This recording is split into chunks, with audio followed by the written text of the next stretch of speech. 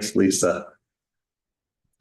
Hi, everybody. Welcome to the Naturopathic Medicine Institute. I am Dr. Jason Kinley, naturopathic physician in Spokane, Washington. I own a private practice known as Mountain View Vital Medicine.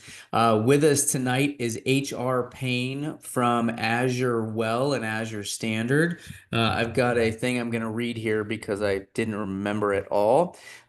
So he is the Vice President of Business Development with AzureWell.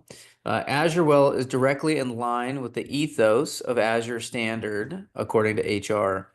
We have created an uncompromised, ethically sourced collection for wellness.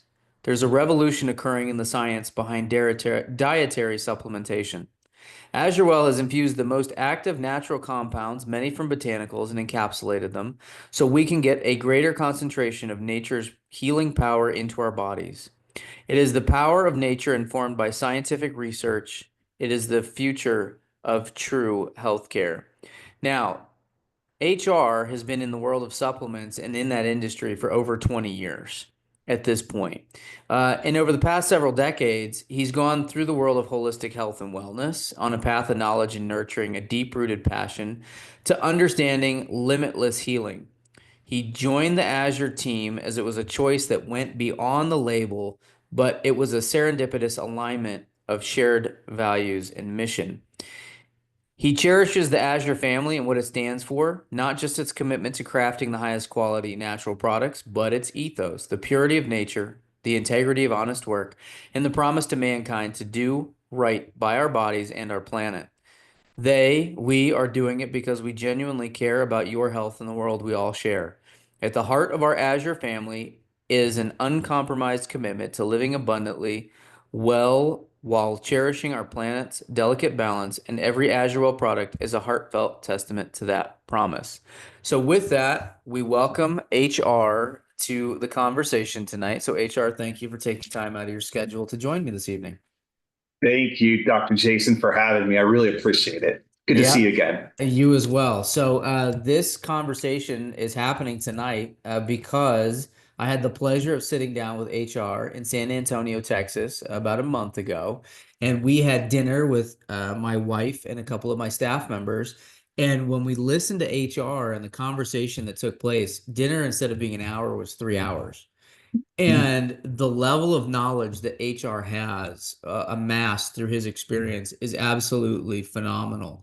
And I really want people to hear what he has to say on a variety of topics. And one of the things that blew my mind when we sat to dinner was ascorbic acid, also known as vitamin C. And Mm, made a comment to me about that it's a free radical. And I was like, time out. We always hear that it's an antioxidant, right? That's the conversation. yeah, So I went and I Googled after we got done, free radical. I went like the next, I couldn't even wait. And all of a sudden, as I dug, I actually started to find studies. And I went, yeah. okay, wait a minute. We don't ever talk about vitamin C being a free radical. And so that's where I want to start. So I'd love Okay. for you to start sharing with us, what are we talking about? First, what's an antioxidant? What's a free radical? And why would somebody say vitamin C always? You know, yeah, we're going to jump in knee deep on this one, just by going right into the continued conversation that we had, Right. continuing the conversation that we had. But in, vitamin C is certainly an antioxidant, right? By nature, Yeah.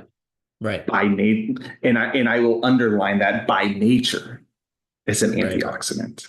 Okay, it's an antioxidant with all its synergist cofactors and essential transporters. It's an antioxidant, but when used, right? When I say used, when naturally occurring within vitamin C is ascorbic acid. Ascorbic acid is naturally occurring in vitamin C. In whole food vitamin C, the active compound is the L form of ascorbic acid. Okay, and again, though, with all its cofactors, synergists, essential transporters intact into it, right? And it wasn't ascorbic acid that cured scurvy. It Right. was the whole food vitamin C Yeah. that supported this, according to Weston Price, right? So we have to view it as not a chemical compound, but we have to view it in its natural form. Yes, it is absolutely an antioxidant. It donates electrons, right, to neutralize those reactive oxygen species. And it's part of that cycle that recycles other antioxidants.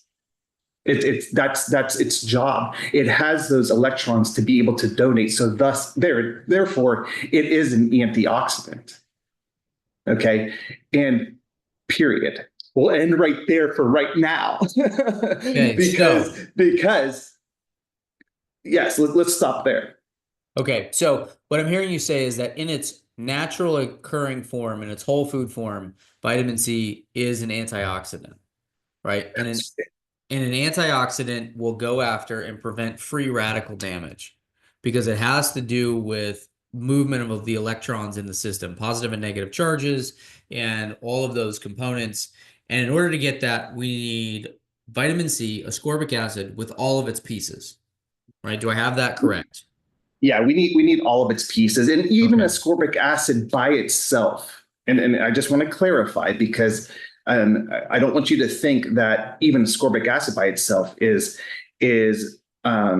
it certainly is an antioxidant. Ascorbic acid by itself, okay, Okay.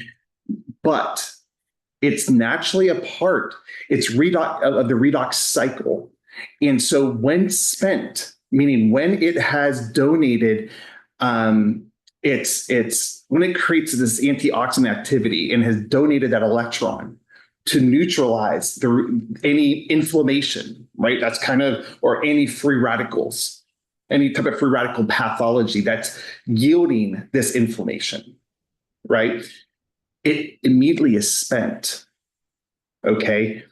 And it becomes, and this is where we had our conversation, dihydroascorbate, a very powerful free radical, a neurodegenerative compound. And Okay, so yes. I'm going to pause you there for a second because I know we're going to have some medical professionals and we're going to have the public potentially listening to this. Um, Redox reaction, reduction, oxidation. So that has to do with taking electrons and moving it from one point to the other to either neutralizing or something. So if somebody gets lost in the conversation a little bit, I just wanted to clarify that we're talking about basically it depends on whether we want oxidation or we want reduction. Certain molecules will do different things, and that's what we're talking about right now is the goal is to take something oxidizing, so think steel and rusting, that's oxidation happening, and preventing that damage. That's why when we say a free radical, what we're trying to do is we're trying to prevent the damage. And so in order to get the antioxidant property out of ascorbic acid or vitamin C in its whole food form, it's going to donate an electron and prevent the damage. And to continue, what you're now saying, so I'm clear, is that ascorbic acid by itself has only a limited number of electrons. And once we have donated those, we don't have the ability to regenerate the positive component to continue the healing without everything else being added if the circumstance is not correct. If the circumstance is not correct. And that's where we want, that's what we want to underline 3 times. Okay. We're taking vitamin C in hopes for it to be an antioxidant, right?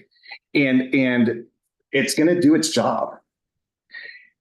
And oftentimes, on a preventative measure, this is how it supports the body's natural function, right? Oftentimes, though, we want to use vitamin C in a healing crisis. What is that healing crisis? Well, where there's a free radical pathology that's creating this an inflammatory response. We're loaded with these free radicals, and man, we're thinking vitamin C, vitamin C, vitamin C to neutralize all of that, right? Well, here's the problem: is once vitamin C is spent in neutralizing, okay, it sits as dihydroascorbate. until it sits in this oxidized form, right? And it can be recycled. It can be recycled. And as long as we have adequate glutathione. But what's the problem here with this equation? Let's think about it. We're the same person, the same patient that is suffering from high inflammation, the free radical pathology. Do you think they're not only deficient, they're deficient in not just vitamin C, but oftentimes glutathione as well, Yeah. right? And then you have to have certain molecules to get, because glutathione suffers the same fate, right? Reduction You just got it. oxidation. And you have to move the sulfur component. It goes from GSH to GSSH, I think is what it is chemically in the structure. And so if you have the same, what you're saying, if I understand you correctly, is we have the same problem, right? So now you got two molecules that can be reduced and they can oxidize, and then the reduction is moving it back to the state that we want for the recycle. But if you're deficient in vitamin C, you're probably deficient in glutathione, which means you're also deficient in your cofactors to recycle glutathione as well. And it's glutathione's responsibility to produce that glutathione-dependent dihydroascorbate reductase enzyme to recycle that dihydroascorbate back into the ascorbic acid form. Okay, so that I was not aware of. So what you just said was glutathione. So if you're going to have somebody take 10,000 milligrams of vitamin C, which sounds like a lot, but people can tolerate that. But if you don't have the glutathione, you got 10,000 one shot instead of potentially reusing it and having it last longer. Right. And it's going to be more readily spent as a synthetic ascorbic acid without the presence of its cofactors, right? That helps stabilize that ascorbic acid, that vitamin C, and reducing that oxidation rate that occurs to become dihydroascorbate. So it's those bioflavonoids, right, that have also those antioxidant properties that protect and preserve the ascorbic acid, and help prevent it from that oxidative degradation that occurs. Okay, so it kind of we want to make sure that it is supported by its naturally occurring cofactors, bioflavonoids, to allow this in that media. Because as long as we have adequate cellular ATP, we have great oxidation going on. We have free radicals everywhere. Right? This is actually, it's not necessarily a bad thing. It's just a natural thing. But it's the runaway inflammatory response that becomes problematic. And so just injecting vitamin C as ascorbic acid into the body without making sure we have supporting antioxidants around it, specifically glutathione, right? Then we can't allow vitamin C to do its complete cycle in recycling itself. Okay, so again, this is why I wanted to have this conversation with you, is that for the layperson, patients, doctors, whatever, it's not about the substance that you use, it's why you're using a particular substance. It doesn't matter what you're attempting to help the body with. You have to understand all the pieces involved and why certain things don't work the way that you think they will. It's because when we get into that mechanistic, reductionistic component, we're using vitamin C in this case the same way you might use a drug without thinking through what are the implications, even though it's natural. It's that, okay, it's the law of dual effect. If anybody's ever heard Dr. Christy Fleetwood talk, she talks about the law of dual effect all the time. And it's the primary action. And then what's the secondary effect, right? That's what we call a side effect. Well, because it's natural, we often don't think about those things. But what you're telling me is if I don't think about that with vitamin C, I'm going to potentially cause damage that I'm trying to heal.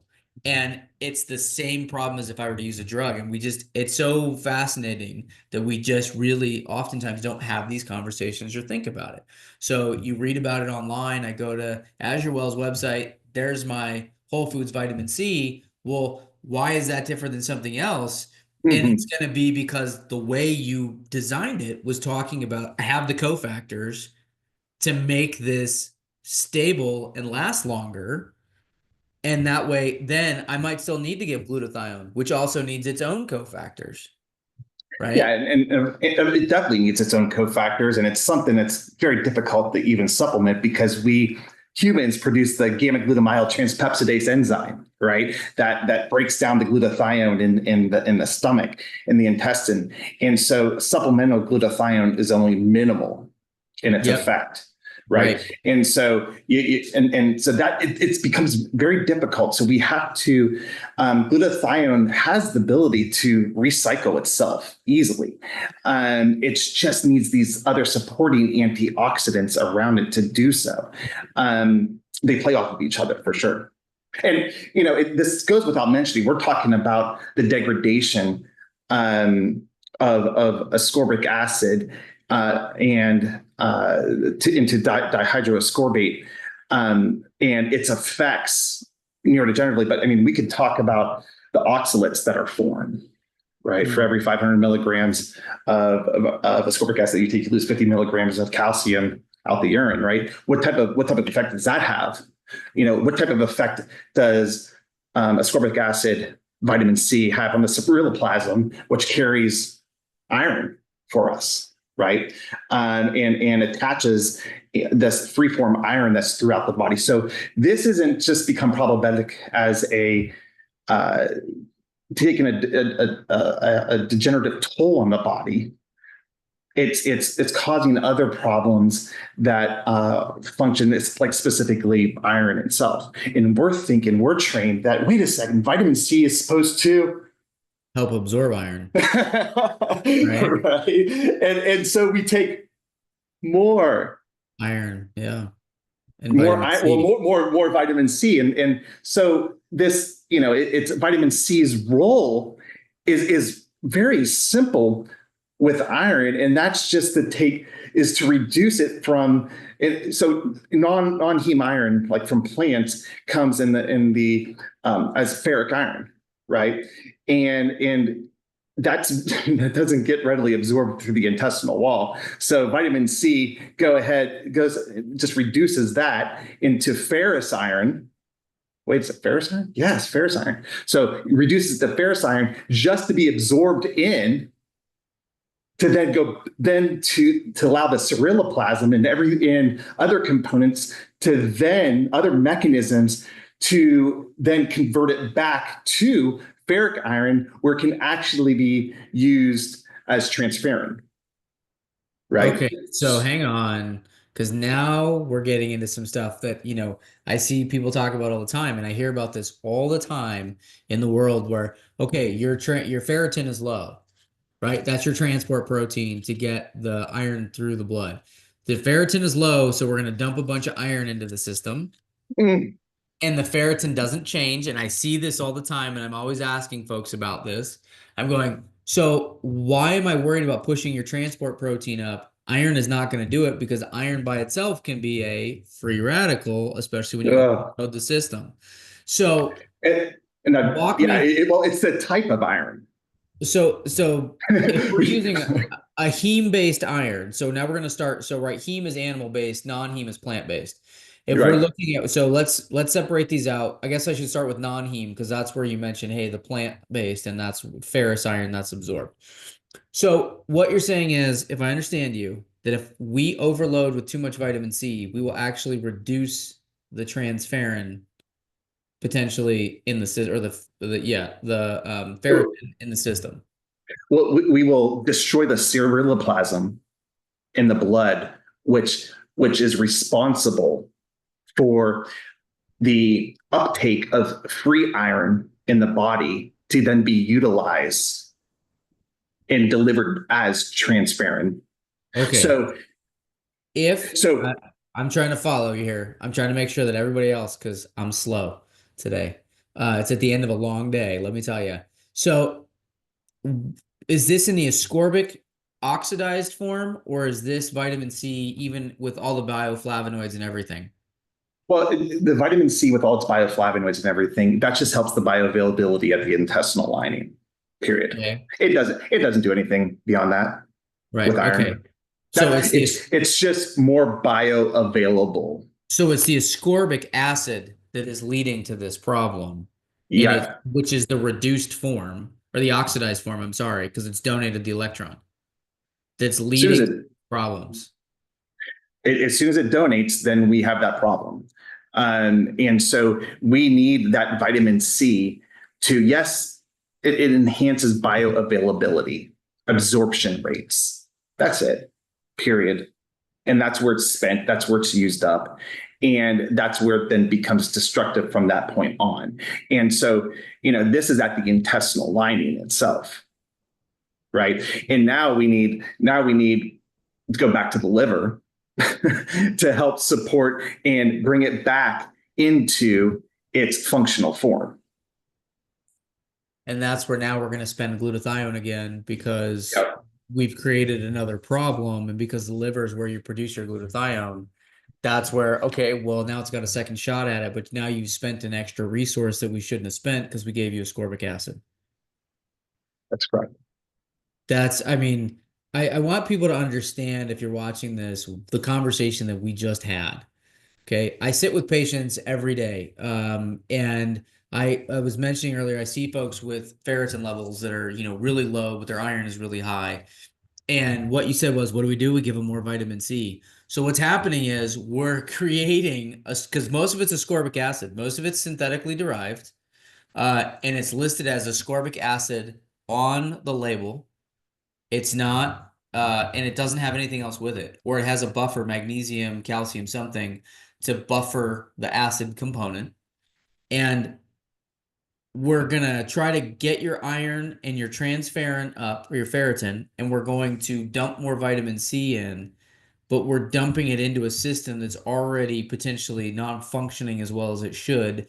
You don't have the cofactors available, and we're creating a bigger problem, and we end up absorbing less than you should have if we had potentially either A, given you less vitamin C, or B, given you one with a full complex with bioflavonoids. With the full complex bioflavonoids, and that full complex of bioflavonoids, it's actually supportive and helpful to the ceruloplasmin itself because it actually contains a copper-containing enzyme, tyrosinase, that delivers a copper-supporting element to the ceruloplasm, and that's how ceruloplasm functions, right? Ceruloplasm is a primary carrier of copper in the blood, right? So this is again, it's the whole food vitamin C that also contributes as a naturally occurring copper to the body as well.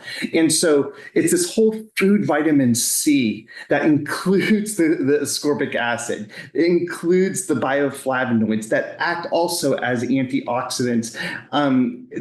All these components work together to enhance the stability and the efficacy of vitamin C and what it needs to do.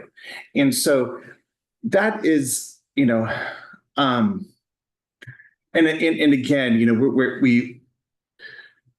we're talking about one component here. I mean, Right. there's many components to this, but ultimately, at the end of the day, is we need these vitamin C's that are in its whole food matrix. Okay. It's staying within that whole food matrix that is the best buffer to prevent imbalances within the body. So then let's talk dosing for a second. And I don't know, you may know this and you may not. And what I'm curious about is if you take any ascorbic acid as just ascorbic acid and you dosed it at, we'll say 5,000 milligrams, because when somebody is sick, that's a common number, 4,000 to 6,000 somewhere. Yeah. Is pretty common. If you took it without all the bioflavonoids, you'd have 5,000. If you took it with the bioflavonoids, what could you, based on the conversation, reduce the dose to because it's effective? It's that common 1,000 milligrams that you oftentimes see with liposomal, or you see with ascorbic acid vitamin C, synthetic ascorbic acid vitamin C, excuse me, is often can be just as effective as 200 milligrams in the whole food form.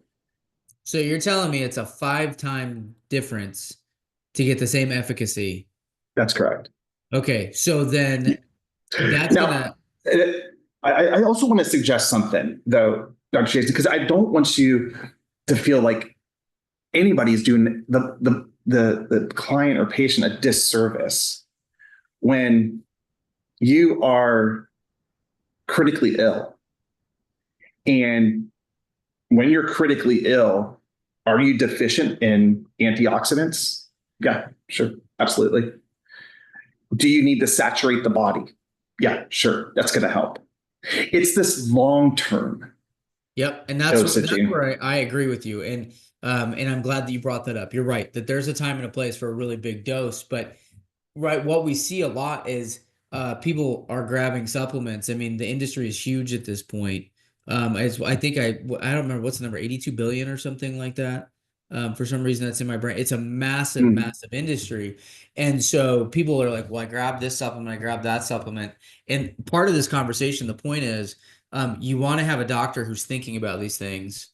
You want to have a doctor who's looking at the whole piece, right? Whether it's short term, long term, and if you're using it, how effective is it? Which leads me to your NAC product. I know this is like kind of deviating because I looked at the NAC product that AzureWell has, and I was like, man, the dose is low.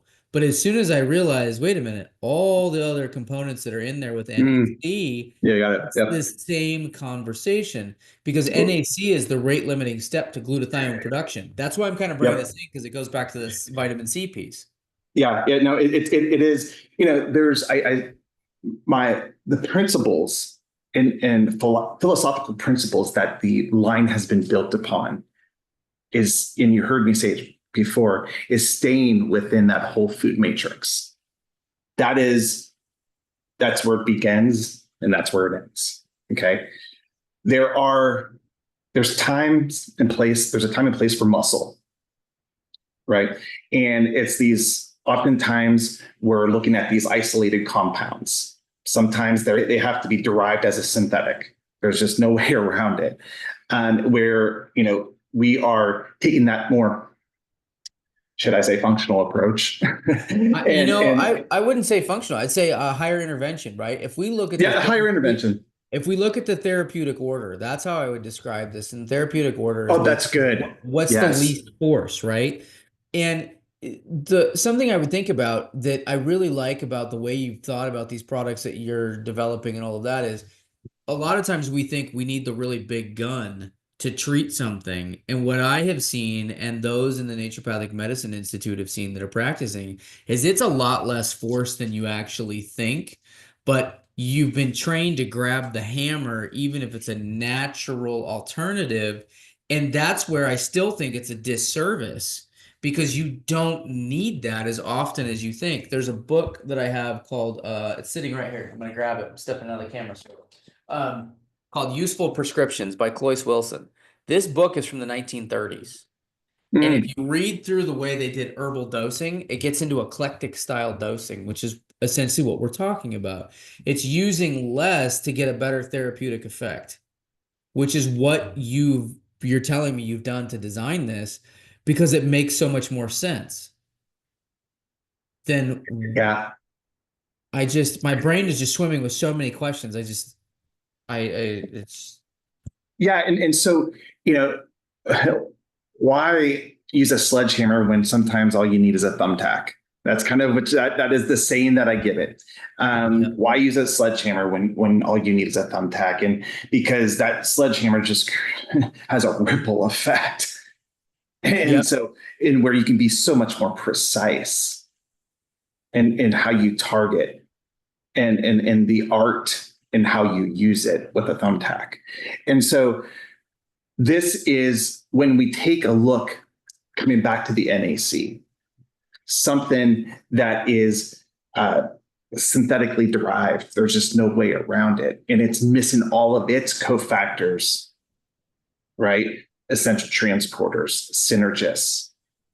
Well, we try to get it back to it by putting it into a matrix, a food-based matrix to support it in its function. So, and oftentimes its deliverable is far greater than just the NAC alone. Right. So that is oftentimes, and I believe the same thing. I'm trying to think of a product off the top of my head with extracts though as well. Any type of extract, I look at it no different than sometimes a synthetic. Right. Because you're missing certain components of it that is an absolute deliverable in how it orchestrates its function and its supportive mechanism to the body. Yep, that's because we studied the mechanism, right? Metformin, as an example, came from goat's rue, right? Came from a plant. And we isolated a single component and said, "Oh, ta-da, we give you this piece and we can help your blood sugar." Yeah, with all the side effects, right? And that's what you're saying is that I like to explain health as a pendulum, right? But that the moves in 360 degrees. And if I give you a medication, I can push your pendulum one way, right? But if I give you a natural substance and I give you a big dose or I give you some synthetically derived version because it was created in a lab, I can still take your pendulum and push it past the center and it keeps going. My goal when I give you something is to nudge it back to the center so it stays there and we never move outside of the center. Homeostasis. Yeah, And that's the goal. Every product should be creating an adaptogenic effect. Every product. Every product should be creating homeostasis. It should be creating balance. And you can't say that, I'm sorry, but you can't say that with amino acid isolates. There's a time and place for it, right? But you do the same thing day after day, week after week, month after month, year after year. It will create other imbalances in the body. Right. Yep. And you'll just swing that pendulum way to the other side. And I have seen in the lab, came from manufacturing side, so I've seen in the lab where we utilize curcuminoids to deliver a certain type of antioxidant protective effect, specifically on ubiquinol. I'll tell you what it was. It was on ubiquinol.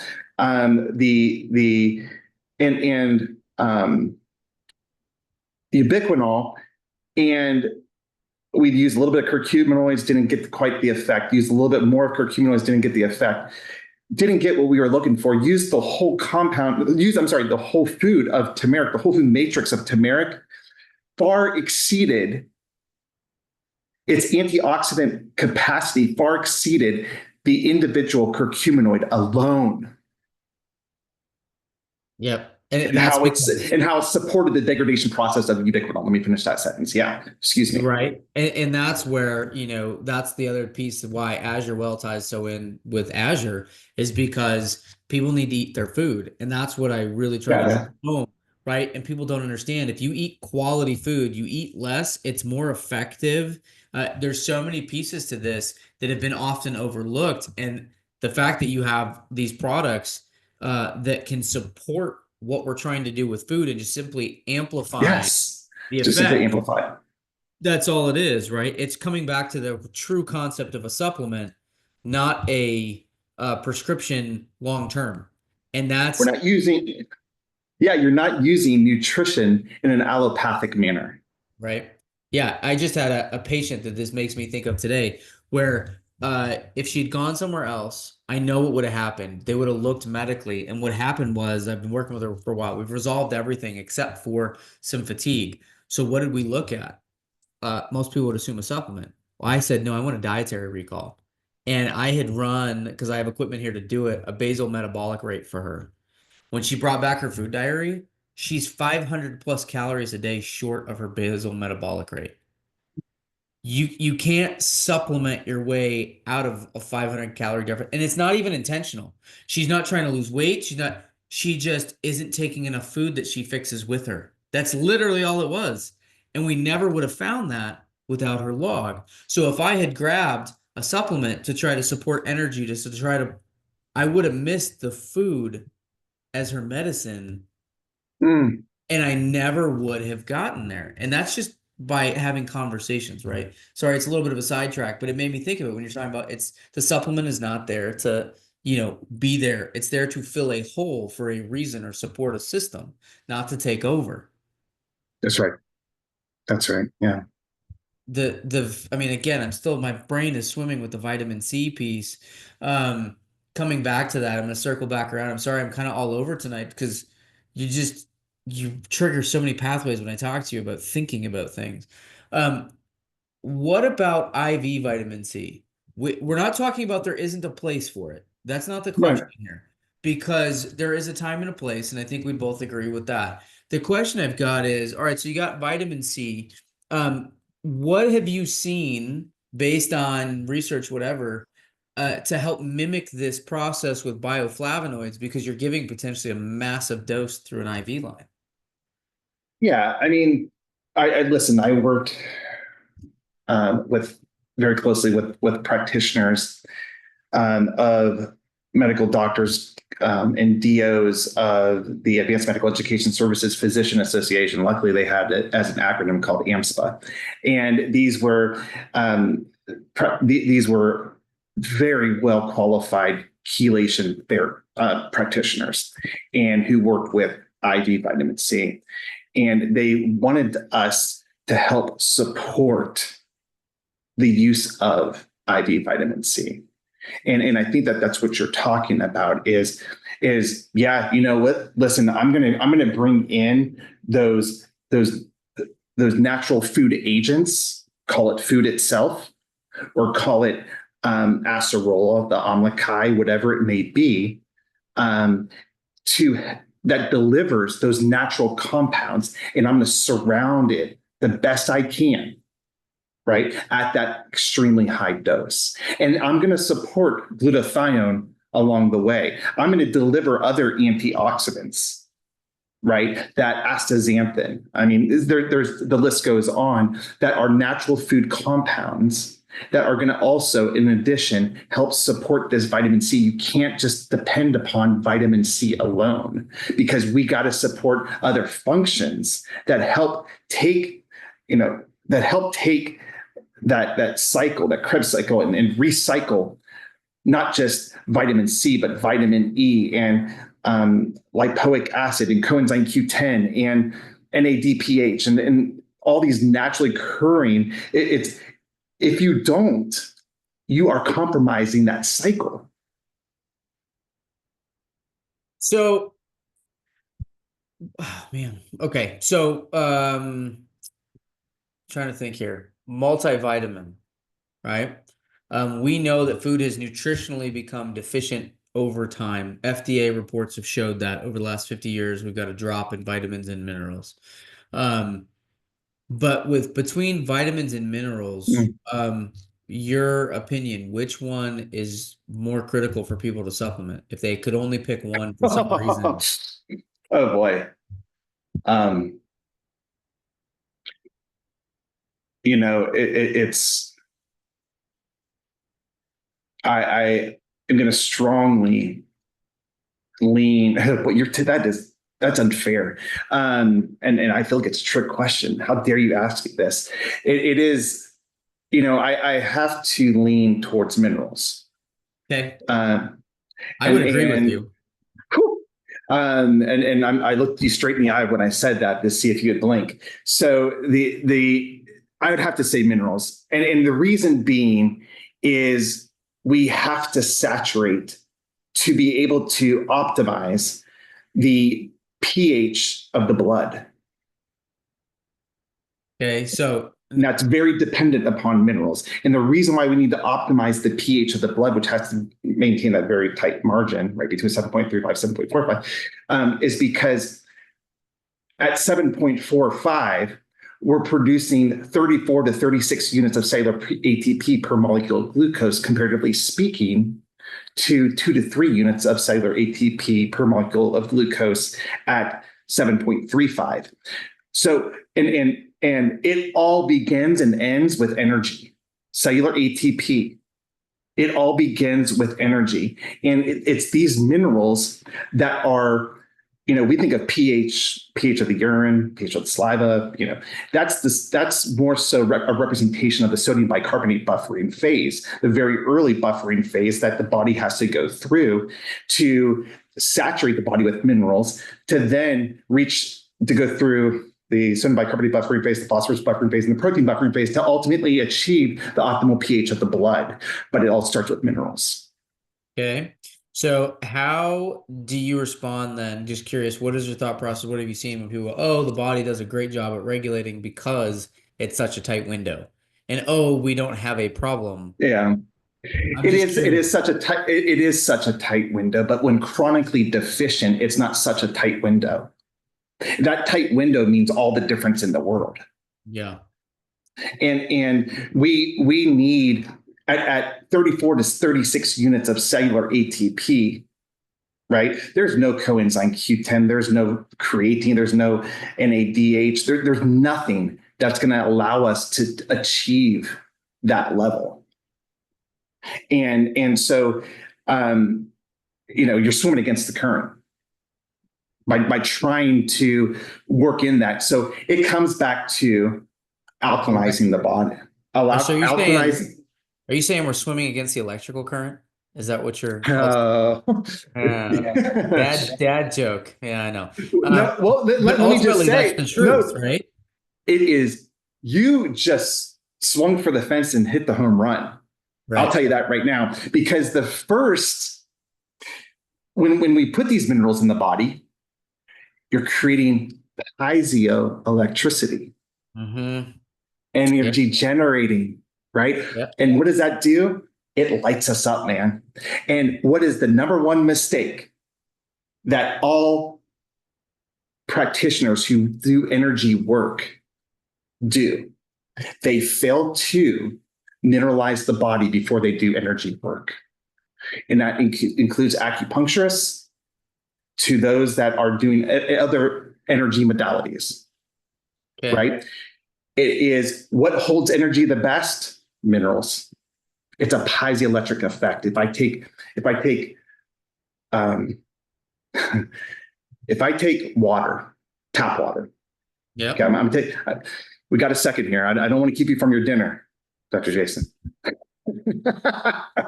So hold on to this. Better go chew on a bone. I need some more minerals. I'm deficient. Okay, so we take tap water. Yeah. Tap water by law has to have a what pH? A 7.0 pH. All tap water has a 7.0 pH. Go look at it for yourself. Full of minerals and all the other junk that comes with it, right? So you in order to get rid of that junk, you gotta purify it. Let's just call it purify it for lack of, I'm not going to go down. Yeah. Okay. Let's go down. I say you have to reverse osmosis it. You got to get it all out of there. Right. And it doesn't identify just with the bad when you reverse osmosis it. It identifies the bad and the good, and it throws out both, right? And so you take the 7.0 pH water and it becomes acidic. Literally, the water goes acidic. Yep. Right. Okay. So now back to the tap water that you have. That's a 7.0 pH. If I were to take two electrical diodes, you ever seen these diodes? Yeah. And I have it plugged into the wall, and at the end of these wires come and they're connected to a light bulb. Okay. If I put two of those diodes, positive and negative, into the water of a 7.0 pH that has these minerals, what will happen to the light bulb? It will light up. It'll light on as a conductor. Those minerals, there's metals in there that are a conductor, and the light bulb lights up. Okay. When I reverse osmosis it and I rip all those minerals out and I take that now acidic water and I put those same two diodes into there, guess what? You can put your finger in there. Yeah. There's no conductivity that is occurring. That light bulb will not light up. There is nothing energy generating about it. Think of your patient the same way. Yep. Think of them the same way. So when we are minerally deficient, we are acidic, yes?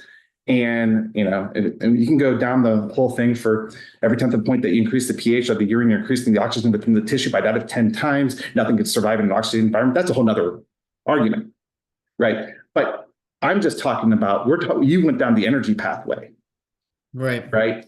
And I'm talking about energy of acupuncture, energy work. I'm talking about the energetics of the heart. Yep. You So you how does minerals vitamins minerals minerals are my number one. They just won. so how does vitamin C fit back into this conversation? Because now, I right? know. So here's the thing. What I'm hearing you say is that without minerals, and I've already known this, right? But if you think about it, minerals tend to be what charge?